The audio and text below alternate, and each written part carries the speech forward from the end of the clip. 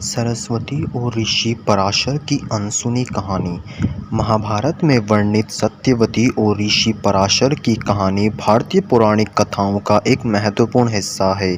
यह कहानी न केवल एक अनूठे प्रेम प्रसंग को दर्शाती है, बल्कि उस समय की सामाजिक संरचना, धार्मिक मान्यताओं और नैतिक धारणाओं का भी विस्तार से वर्णन करती है। आइए इस कहानी को और विस्तार से समझें। सत्यवती का जन्म और प्रारंभिक जीवन। सत्यवती की उत्पत्ति। सत्यवती, जिन्हें मत्स्यगंधा भी कहा जाता है, उनका जन्म एक विशेष परिस्थिति में हुआ था। एक पौराणिक कथा के अनुसार राजा वासु को एक ऋषि ने शाप दिया था, जिसके परिणाम स्वरूप उनके पुत्र की उत्पत्ति मछली के रूप में हुई। जब राजा उग्रसेन ने इस मछली को पकड़ा तो उसमें से एक सुंदर कन्या प्रकट हुई। यह कन्या सत्यवती थी। सत्यवती का पालन पोषण एक मछुआरे ने किया, जो उन्हें अपनी पुत्री की तरह मानता था। मत्स्यगंधा का जीवन। सत्यवती अपने मछुआरे पिता के साथ नदी के किनारे रहती थी और उन्हें मछली पकड़ने में मदद करती थी। सत्यवती की गंध मछली की तरह थी, जिससे उसने मत्स्यगंधा कहा जाता था। इस गंध के कारण सत्यवती का जीवन कठिनाइयों से भरा था, क्योंकि लोग उसके पास आने से कतराते थे। पराशर का आगमन। ऋषि पराशर, जो महर्षि वशिष्ठ के पुत्र थे, एक महान तपस्वी और विद्वान थे।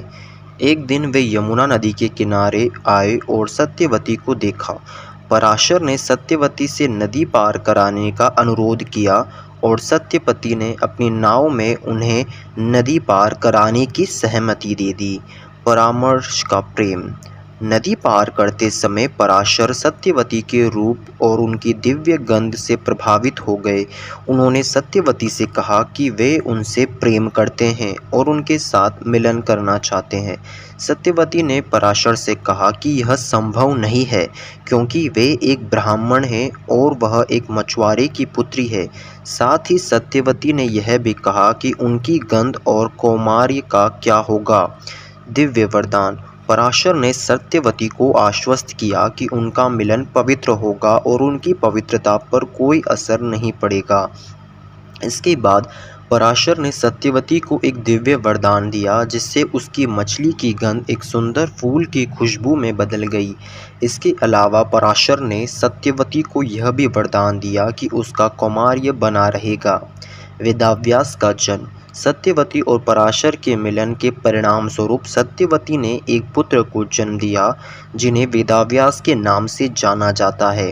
वेदव्यास का जन्म दिव्य घटनाओं के बीच हुआ था।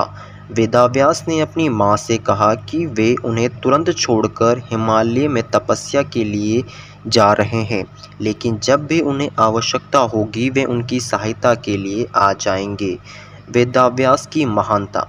वेदव्यास भारतीय पौराणिक कथाओं के महत्वपूर्ण ऋषियों में से एक है।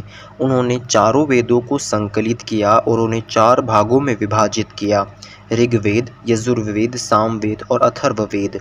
इसके अलावा वेदव्यास ने महाभारत की रचना की, जो विश्व का सबसे बड़ा महाकाव्य है। वेदव्यास ने 18 पुराणों की भी रचना की, जो हिंदू धर्म के महत्वपूर्ण ग्रंथ है। राजा शांतनु से विवाह। कुछ समय बाद राजा शांतनु यमुना नदी के किनारे आए और सत्यवती की अद्वितीय सुगंध और सुंदरता को महसूस किया। वे सत्यवती से प्रभावित होकर उनसे विवाह का प्रस्ताव रखा। सत्यवती ने इस प्रस्ताव को अपने मछुआरे पिता के समक्ष रखा। सत्यवती के पिता ने राजा शुतांशु को वचन लिया कि सत्यवती के पुत्र ही उनके उत्तराधिकारी होंगे। शांतनु ने यह वचन दिया और सत्यवती से विवाह कर लिया। भीष्म का त्याग। राजा शांतनु और सत्यवती के विवाह के बाद सत्यवती के 2 पुत्रों को जन्म दिया, चित्रांगद और विचित्रवीर्य। हालांकि सत्यवती की शर्त के कारण राजा शांतनु के पुत्र पूर्व पुत्र भीष्म ने अपने पिता के वचन को निभाने के लिए आजीवन ब्रह्मचर्य का पालन करने का प्रण लिया और राजा के सिंहासन पर दावा नहीं किया। सत्यवती के दोनों पुत्रों की अकाल मृत्यु के बाद हस्तिनापुर के राजवंश को संकट का सामना करना पड़ा।